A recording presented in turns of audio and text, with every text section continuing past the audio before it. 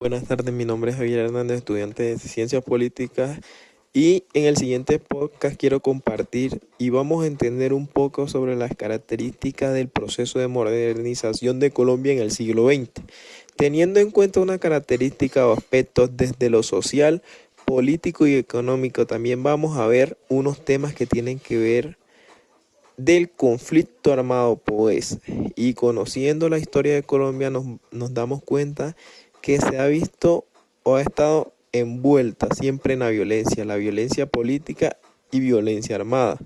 Todo debido a un pueblo que quiere buscar la equidad, pues obviamente ha sido diferencia. Es importante hablar de cómo en el año 1903 Colombia perdió a Panamá y este se declaró como una república independiente. Por esto vamos a hablar sobre las negociaciones de Estados Unidos con Colombia cuando Panamá era así una parte o un departamento de nuestro territorio colombiano. Pues vamos a detallar las condiciones financieras y económicas no fueron bien vistas por los colombianos. Esto causó la furia de los norteamericanos, quienes manifestaban que a través de un gran descontento y que los colombianos no podían impedir la creación de la gran vía de comunicación de Panamá, ya que estos querían crear el canal de Panamá, ya que esto se veía como una gran vía de industrialización. Y ahora se declaró Panamá como una república independiente. Esto es el primer hecho importante. En 1927 ocurría la masacre de las bananeras. Esta empresa que manejaba las bananeras era la Chiquibirán, que era una empresa operada por los norteamericanos en Magdalena, pero las condiciones laborales y salariales de los empleados no eran las mejores. Por esta razón, las personas debatieron y empezaron a protestar buscando las mejoras en su empleo y en sus salarios y el reconocimiento de sus derechos. Pues esto abrió en Estados Unidos y el gobierno colombiano se prestara que allí se ocurriera la masacre en el año 1930. Ya hablamos de una república liberal. Estos procesos iniciaron con el triunfo del presidente Enrique Oyala Herrera, quien fue un proceso de hegemonía que duró casi 20 años. En este punto de referencia a lo que pues llamamos como la violencia de los 50 años en Colombia, otro aspecto importante o hecho fue la guerra con Perú en 1932. Esta guerra se dio por unos temas de limítrofes, aunque los límites no estaban establecidos claramente como hoy en día, eran unos límites imaginarios. Otro hecho para resaltar en el año 1945 fue el triunfo del presidente Mariano Ospina. Allí pone un fin a la hegemonía e inicia el proceso del común conversadurismo, que pues aparecían entonces ser la opción. Pero allí nace el bipartidismo nacional y pues esto trae con ello un conflicto. Por ejemplo, la muerte de Jorge Eliezer Gaitán, dando inicio a la historia muy marcada por la violencia en Colombia, con un hecho pues conocido por nosotros que fue el Bogotazo. Ahí hubo bastante muerte en Colombia. En 1948 el presidente Jorge Eliezer Gaitán inicia otra época dura de violencia. Esta época de violencia demora alrededor de 5 años. En este punto comienzan a nacer las guerrillas. En 1950 nació ya un grupo de guerrillas denominados nació un grupo denominado Guerrillas de Liberales Campesinas. Estaban sentadas en los llanos orientales de Colombia. Por esto nace por el control militar conservador, que fue el movimiento de resistencia civil entre la presión que eran las víctimas por parte del Estado Nacional En 1953 inicia la era de Rojas Pinilla. Esta persona tomó el control del poder y pues se conoció como el primer dictador del territorio colombiano y encerró en medio de la comunicación, pero a la vez abrió la televisión, ya que este era un medio de comunicación mucho mejor, pero este medio de comunicación que era la televisión estaba controlada por la presidencia de la República. Y algo importante de Rojas Pinilla con el inicio en el reconocimiento del voto femenino en 1958. Surge luego de la finalización de la dictadura del general Rojas Pinilla. Una reunión entre el Partido Liberal y Conservador. Ellos se reúnen en España y deciden acordarse repartirse el poder por 4 años. Era la fuente corriente política, pero ese entonces los liberales y conservadores que acordaron que iban a distribuirse el poder cada 4 años, pues mientras uno estuviera el poder no habría posición por parte del otro. Esto es conocido como el Frente Nacional. Este periodo lo inicia el liberalismo. En el primer periodo, pues, pusieron en marcha la reforma agraria y pues empiezan a estrecharse relaciones con los Estados Unidos. En el segundo periodo del Frente Nacional se gesta una oposición campesina del tipo armado. Como lo dijimos anteriormente, en el segundo periodo del Frente Nacional se gesta una oposiciones campesinas en el tipo armado, lo que trae más tarde se convierte en organizaciones guerrilleras. En el cuarto periodo, orientado básicamente a las reformas sociales dentro del efecto del Frente Nacional, que pues para ese entonces parecía ser la solución, no se repartieran el poder cada 4 años y así no se peleen.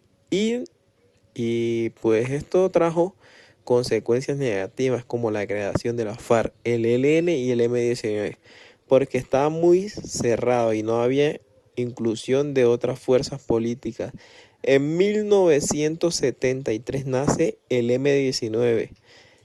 Nació como una referencia anteriormente en la última etapa del Frente Nacional. El candidato conservador Misael Pastrana se estaba enfrentando con Belisario Betancur. En estas elecciones nace un partido que coge ventaja.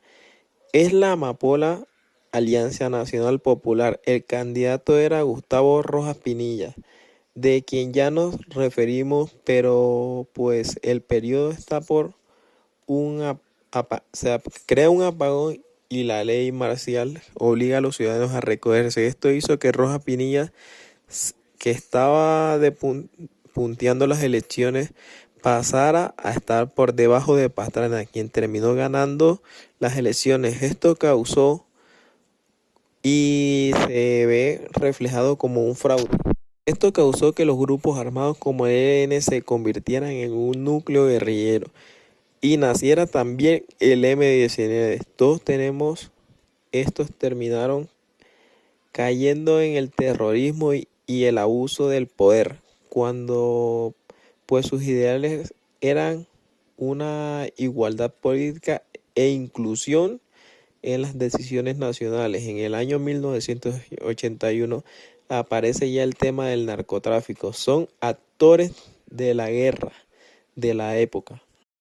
Y aparece un nuevo actor, creándose 3 actores: el Estado, la guerrilla y este nuevo actor que aparece es el narcotráfico, que fue cogiendo tanta fuerza que se expandió pues hasta los Estados Unidos. Ellos se dividirán en 3 carteles grandes, que son el cartel de Cali Centro, Medellín. Esto fue una historia muy sangrienta en nuestro país en 1983.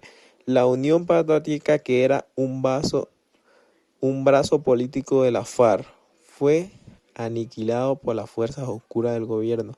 Estos partidos políticos se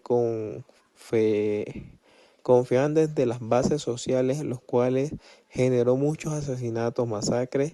A la fecha ni siquiera se han sido esclarecidos cuáles han sido los culpables. En 1985 tenemos otro hecho lamentable como la toma del Palacio de Justicia a manos del M-19, a sangre y fuego, tomando el control del Palacio de Justicia, que el gobierno permitiera que el Ejército Nacional entrara al palacio y masacrara una gran cantidad de población civil. Hoy en día todavía hay personas desaparecidas, familiares que buscan a sus seres queridos que perdieron en esta toma del Palacio de Justicia. Detrás de este hecho estaba también el conocido narcotraficante de la época, Pablo Emilio Escobar Gaviria.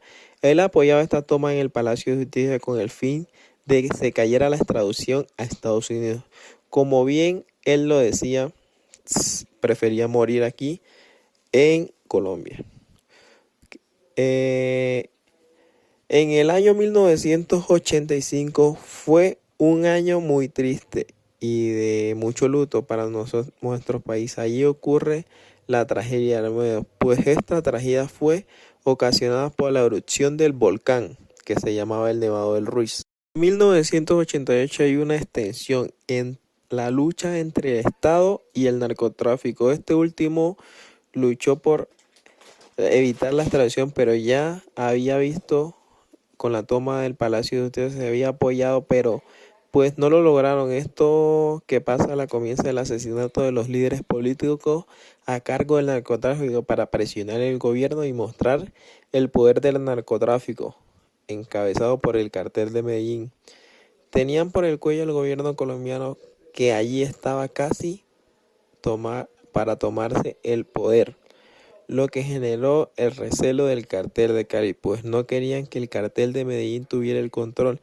Allí se inicia una guerra entre el cartel de Cali y el cartel de Medellín, pues una guerra, obviamente hubo muchos terrorismos en las ciudades principales.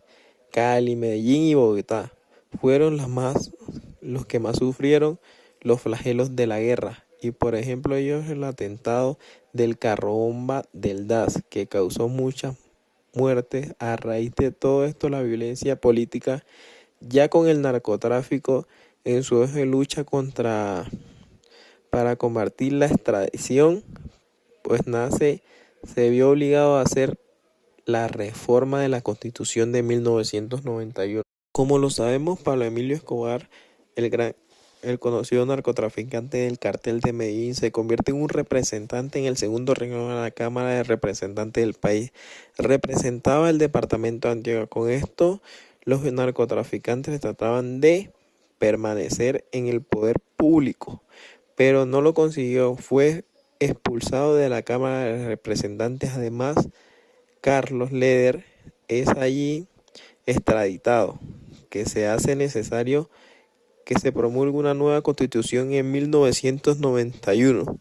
En el año 1992 se cierra un capítulo del narcotráfico en Colombia, ya que ahí ocurre la muerte del narcotraficante Pablo Emilio Escobar Gaviria. Esta muerte fue producida por un grupo político y militar fuertemente entrenado, conocidos como el Bloque de Búsqueda, dedicados y que tenían exclusivamente a perseguir a Pablo Emilio Escobar Gaviria.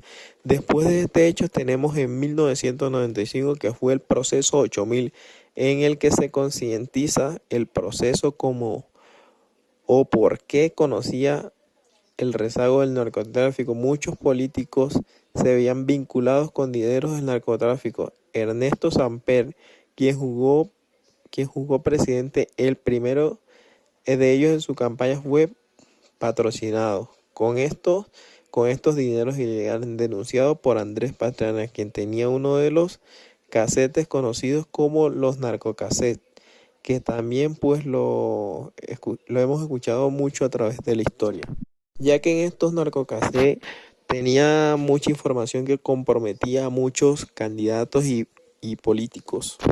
Y esto fue conocido como el proceso de 8000. En el año 1997 ya entramos en la época oscura del paramilitarismo, pues allí fue relacionado a la lógica en una historia de guerrilla en el país. Esto nace siendo autodefensas campesinas de Córdoba y Urabá, que eran patrocinadas por las familias hacenadas con mucho poder económico. La familia de los Castaños y rápidamente se extendieron a muchas regiones del país, logrando con esta tanta fuerza que se fusionan con el Estado. Y esto es conocido como la parapolítica paramilitarista.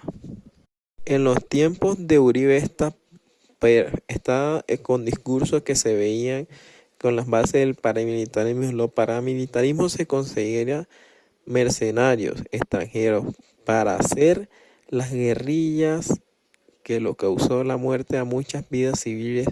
Muchos sectores del país, cansados de las guerras, se familiarizaron con el paramilitarismo, pues ellos se vieron una opción en la búsqueda de la paz, que luego se fueron cambiando los intereses políticos y económicos y se unieron al narcotráfico.